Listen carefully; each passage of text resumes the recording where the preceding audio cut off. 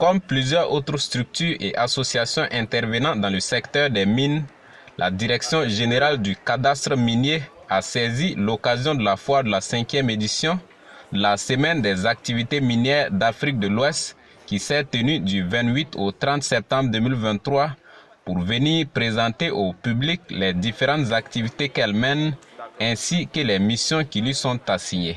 Nous avons une carte, une représentation cartographique spatiale de différents titres miniers. Voilà, vous avez en rouge, ce sont les permis d'exploitation industrielle. Voilà.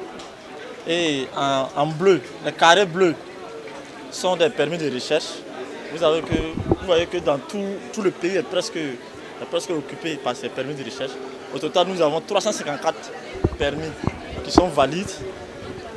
Et en jaune, nous avons des autorisations d'exploitation artisanale.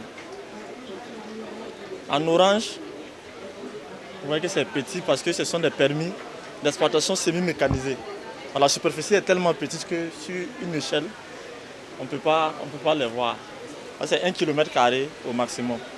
Voilà, et ils sont au nombre de 19. La Direction générale du cadastre minier est une direction qui relève du ministère de l'Énergie, des Mines et des Carrières. Sa mission première est la conception, l'élaboration, la coordination et l'application de la politique et de la stratégie en matière de gestion des titres et autorisations.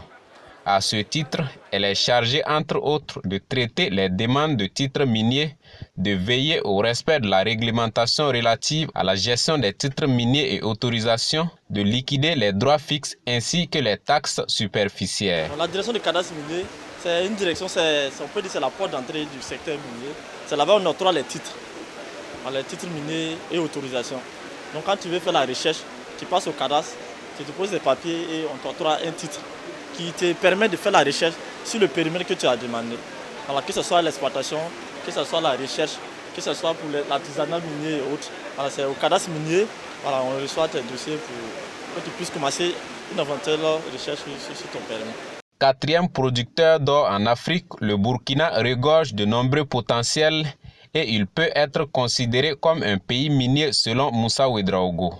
Parce que tout le territoire est occupé, vous voyez. Et si vous voyez ces permis, les recherches sont situées sur les roches qu'on dit les roches vertes. Voilà, ça suit une certaine direction. On ne fait pas la recherche au hasard.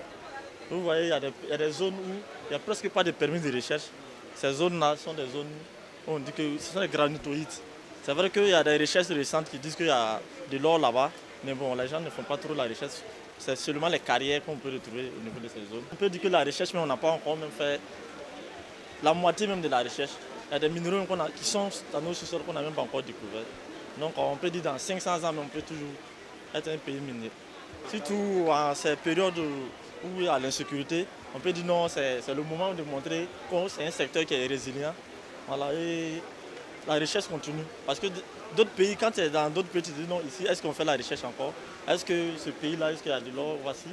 C'est un moment, je pense que c'est une occasion de montrer à tout le monde que la recherche continue au Burkina et c'est un secteur résilient.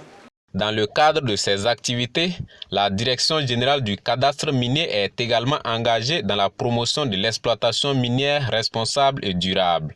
C'est en cela qu'elle veille entre autres à ce que les bénéficiaires d'autorisation et titulaires de titres miniers puissent respecter la réglementation applicable en matière de protection de l'environnement, des sites du patrimoine archéologique et culturel national.